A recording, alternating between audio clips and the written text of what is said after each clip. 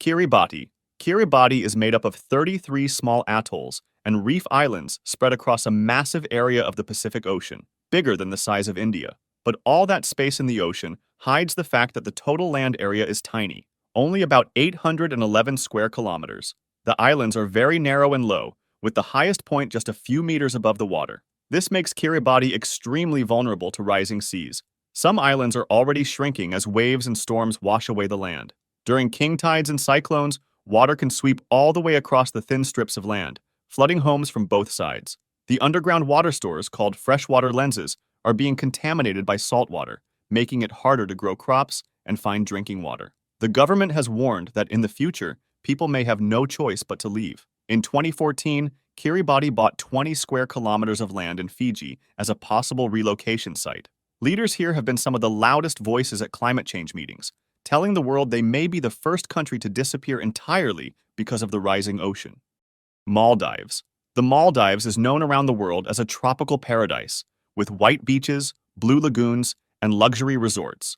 It's made up of around 1,200 islands spread over a huge area of the Indian Ocean. But most of those islands are incredibly low. About 80% of the land is less than 3.3 feet above sea level. This makes the Maldives one of the most endangered countries when it comes to rising seas. Many islands are already losing land to erosion, and storms are getting stronger. The capital city, Malé, is protected by a massive seawall, but smaller islands have no such defenses. When waves hit during storms, they can flood entire villages. Coral reefs, which act like natural barriers against waves, are also dying because of warmer ocean temperatures and pollution. This is a huge problem because tourism, the country's biggest source of income, depends on healthy reefs and beautiful beaches.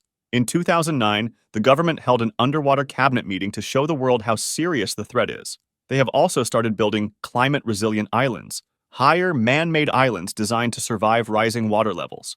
But scientists warn that by the end of the century, many of the Maldives islands could become impossible to live on, forcing thousands of people to leave their homes.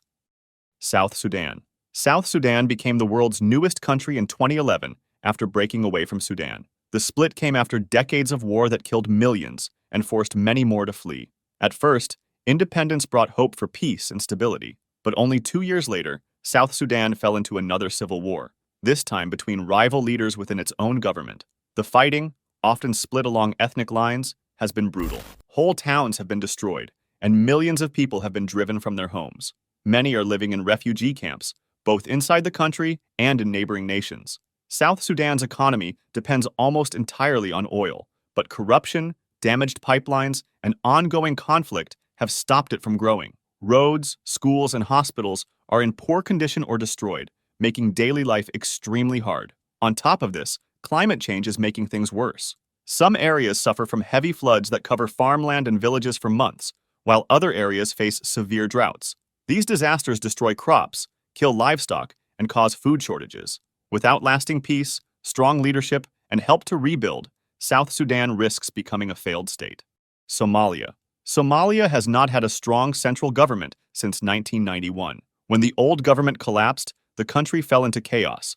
Different warlords, clan militias, and later extremist groups like Al-Shabaab took control of different areas. For more than 30 years, Somalia has been stuck in a cycle of violence, poverty, and instability. The official government, supported by African Union forces, controls parts of the country, but large regions are still ruled by militants or operate on their own. In the north, Somaliland runs itself like an independent nation. It has its own currency, leaders, and army, but no country in the world officially recognizes it. On top of the conflict, Somalia faces serious environmental problems. Long droughts have killed livestock, ruined farms, and forced people to leave their villages. When the rains do come, they can be so heavy that they cause flash floods, wiping out whatever crops remain. The United Nations warns that climate change could make things worse by increasing resource shortages and pushing more people toward armed groups. If Somalia cannot build a stable government and unite its regions, the divisions could become permanent, splitting the country into separate states. Lebanon.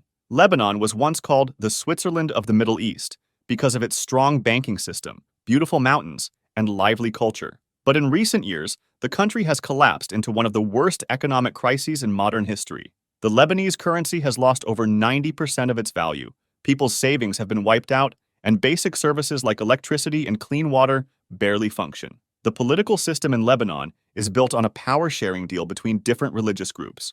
While this arrangement once kept the country balanced, it has now led to constant political deadlock. Corruption is widespread, and leaders have failed to agree on major reforms. In August 2020, a huge explosion in Beirut's port, caused by tons of unsafe chemicals stored there for years, killed more than 200 people and destroyed large parts of the capital. Many saw it as proof of how badly the government had failed.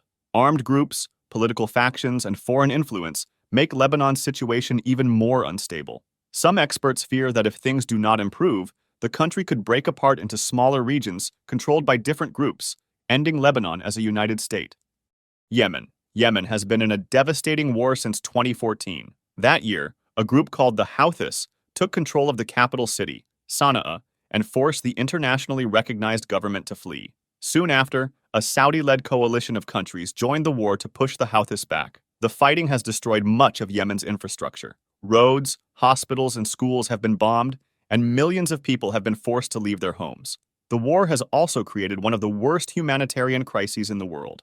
Many Yemenis don't have enough food, and millions are close to starvation. Clean water is hard to find, which has caused diseases like cholera to spread quickly. The country is also deeply divided. Southern Yemen, which was its own independent nation before unification in 1990, now has a strong separatist movement that wants independence again. Other areas are controlled by different militias, tribes, or extremist groups. If peace talks fail and the divisions continue, Yemen could break up into several smaller states, ending the idea of a single united country.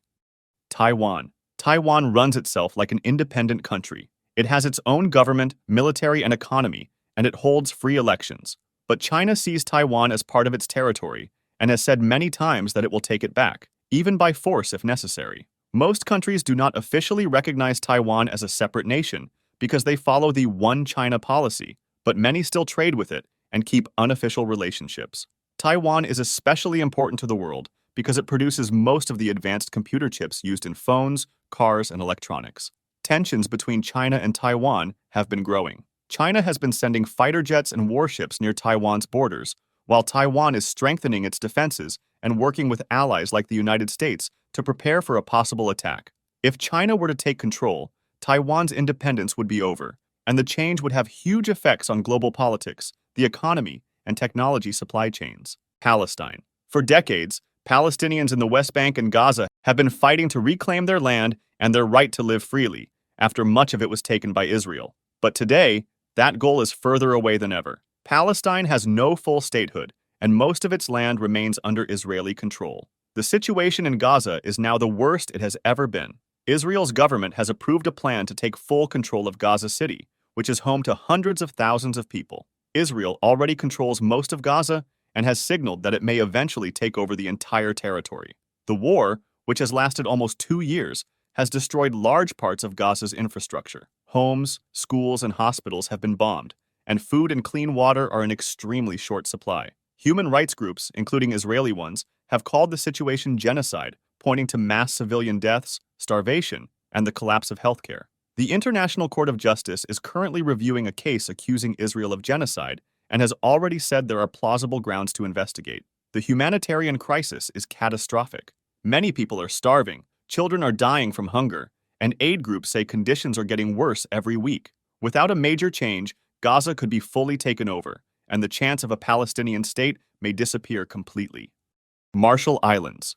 The Marshall Islands is a small country in the Pacific Ocean with about 58,000 people. It faces 2 major threats: rising sea levels and the effects of past nuclear testing. Between 1946 and 1958, the United States carried out 67 nuclear tests on the islands, leaving some atolls so contaminated with radiation that they are still uninhabitable today. The islands are very low, in many places just a few feet above the ocean. As the sea rises, saltwater is flooding farmland and getting into drinking water supplies. Some communities have already had to move to higher ground, but space is limited.